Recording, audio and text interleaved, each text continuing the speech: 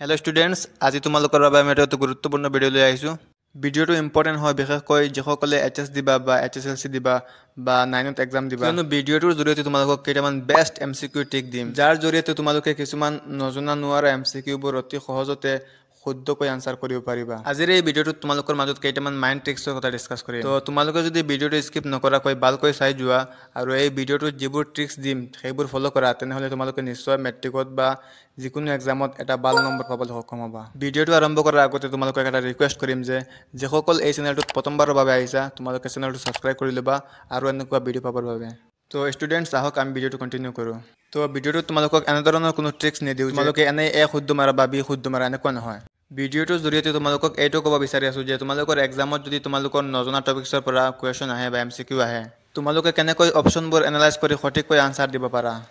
তো প্ৰথমতে তোমালোকৰ এক্সামত তিনি টাইপৰ কুৱেশ্যন থাকে তো প্ৰথমতে কিছুমান কুৱেশ্যনৰ আনসাৰ তোমালোকে জানা আৰু এনেকুৱা কিছুমান কুৱেশ্যন থাকে যিবোৰৰ আনসাৰ তোমালোকে নাজানা আৰু কিছুমান এনেকুৱা কুৱেশ্যন থাকে যিবোৰৰ আনসাৰ তোমালোকে জানা ইয়াৰ উপৰি তোমালোক কনফিউজ থাকা কি এইটোৰ আনসাৰ এ হ'ব না বি হ'ব না সি হ'ব তো এতিয়া চোৱা যিবোৰৰ আনসাৰ তোমালোকে জানা সেইটোতো তোমালোকে লিখিবা নিশ্চয় আৰু বাকি যে দুটা আছে এটা হল নজনা কুৱেশ্যন আৰু এটা হল কনফিউজিং কুৱেশ্যন এই দুটা অপচনত তোমালোকে টুকা ষ্ট্ৰেটেজিটো ফলো কৰিব লাগিব কেনেকৈ ফলো কৰিবা আহক মই কৈ আছো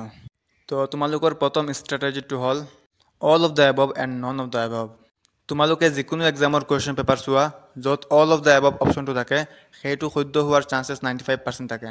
এইটো মই কেনেকৈ জানিছো কাৰণ আমি বহুতো চেম্পল পেপাৰ আৰু বোৰ্ড এক্সাম এনালাইজ কৰিছো তো অল অফ দ্য এবভ অপশনটো কাৰেক্ট হোৱাৰ চান্সেছ বেছিভাগ থাকে 95% থাকে চান্সেছ কাৰেক্ট হোৱাৰ আৰু তোমালোকৰ যদি অপশনত নন অফ দ্য এবভ থাকে এইটো কাৰেক্ট হোৱাৰ চান্সেছ বহুত কম মাত্ৰ 10% কাৰেক্ট হোৱাৰ চান্সেছ থাকে নন অফ দেম অপশনটো তো আহক আমাৰ নেক্সট এমসিকিউ ট্ৰিক্স লৈ আৰু এইটো বহুত ইম্পৰ্টেন্ট হয় তোমালোকৰ বাবে তো সেইটো হল ৰিমুভ এক্সট্ৰিম ভ্যালুজ মানে হল অতিৰিক্ত মানবোৰ আঁতৰোৱা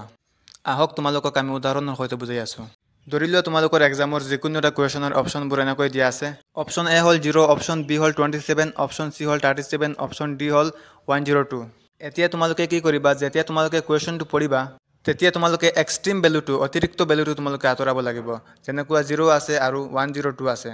তোমালোকে সদায় এক্সট্ৰিম অতিৰিক্ত ভ্যালু দুটা তোমালোকে আঁতৰাব লাগিব আৰু বাকি দুটাৰ পৰা এটা তোমালোকৰ আনসাৰ হ'ব তোমালোকক আৰু এটা উদাহৰণ দিব যাই আছো তোমালোকৰ যদি অপশনত 1 2 4 19 থাকে কেতিয়াও তোমালোকৰ এক্সট্ৰিম অতিৰিক্ত ভ্যালুটো তোমালোকৰ কাৰেক্ট আনসাৰ নহব তো ইয়াৰ পৰা তোমালোকৰ কি ফায়দা হ'ব তোমালোকৰ অপশনবোৰ কমি আহিব আৰু কাৰেক্ট হোৱাৰ চান্সেছটো বাঢ়ি যাব ওকে তো তোমালোকৰ নেক্সট পইণ্টটো হল সিমিলাৰ আনসাৰ ট্ৰিক সিমিলাৰ আনসাৰ ট্ৰিক কি হয় তোমালোকক আমি এটা উদাহৰণৰ সৈতে বুজাই আছো যেনেকৈ তোমালোকৰ যিকোনো এটা কুৱেশ্যনৰ অপশনবোৰ হল 10 5 -10 15 95% চান্সেছ আছে কাৰেক্ট অপশনটো হ'ব 10 নহলে -10 কাৰণ এক্সামিনাৰে ষ্টুডেণ্টক কনফিউজ কৰাৰ কাৰণে দুটা অপশন সিমিলাৰ ৰাখাৰ ট্ৰাই কৰে তো নেক্সট পইণ্ট হল তোমালোকৰ B and C option strategy so এইটো কোনো সাইন্টিফিক ট্ৰিক্স নহয় এইটো ৰিচাৰ্চত পোৱা মতে এটা ষ্ট্ৰেটেজি আৰু সকলো এক্সামিনাৰ সকলে আনসাৰটো মাজত ৰাখাৰ ট্ৰাই কৰে আৰু আমি বহুতো চেম্পল পেপাৰ আৰু বোৰ্ডৰ কুৱেশ্যন পেপাৰ এনালাইজ কৰিছো দেখিছো যে 70% কাৰেক্ট অপশন থাকে এ আৰু বিত আৰু নেক্সট হল তোমালোকৰ প্ৰেক্টিছ তোমালোকে যদি বেছিকৈ এমসিকিউবোৰ প্ৰেক্টিছ কৰা আৰু বেছিকৈ এমসিকিউবোৰ চোৱা আৰু ভালকৈ থিয়ৰি পঢ়ি যোৱা তেনেহলে যিকোনো ধৰণৰ এমসিকিউ হওক তোমালোকে অতি সহজে এইবোৰ সলভ কৰি পাৰিবা